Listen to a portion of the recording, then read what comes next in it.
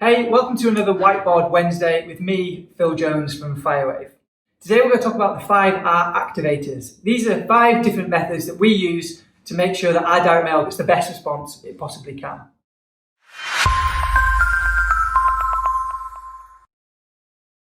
First R is research, and this is more of the boring bit. This is where you need to make sure that you research the addresses on Rightmove or whatever portal you choose to use in order to make a list of homes that you're going to send them to.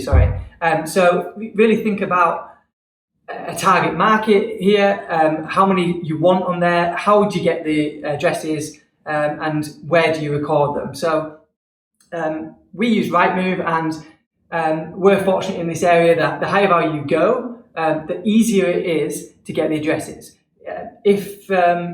If the agents around you, your competitors, hide the addresses quite well, there are always ways to find them. EPC, description, brochure, past sales, even Google Maps, zoom in and find the number on the bin. There's always a way, so spend some time learning how to do it from different agents and creating that list in order for you or a member of your team to send those letters to. Second one is rip. So how do you get your envelope ripped open? First thing is envelope. So think about different colours, different sizes, make sure it's different. Try not to follow your brand colours. So if your brand is a strong red, don't go for a red, go for something else. If it's a serious letter, go for white. Really think about how you can change that up.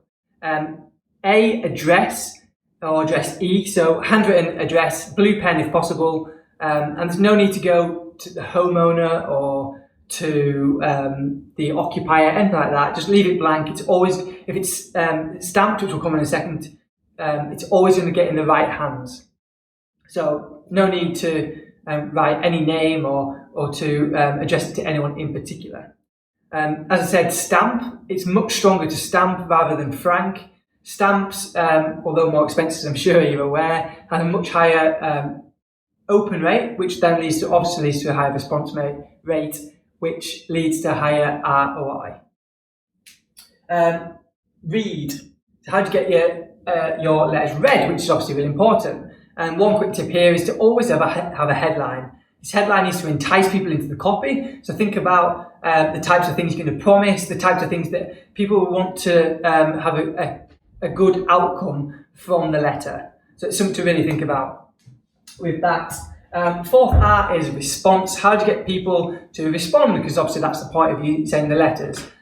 One easy tip here is make sure you always have a call to action on that piece of marketing, that piece of the sales letter you send, and really think about what that call to action is. So if it's your first touch point with that particular person, is it sensible to go all the way and say, I'm the right person to sell your house, let's have a valuation? Or is it more sensible to take baby steps and say, maybe here's a checklist you want that you can help yourself with, or here's an ebook that will help you. Take baby steps before you've earned the right to ask for them to respond.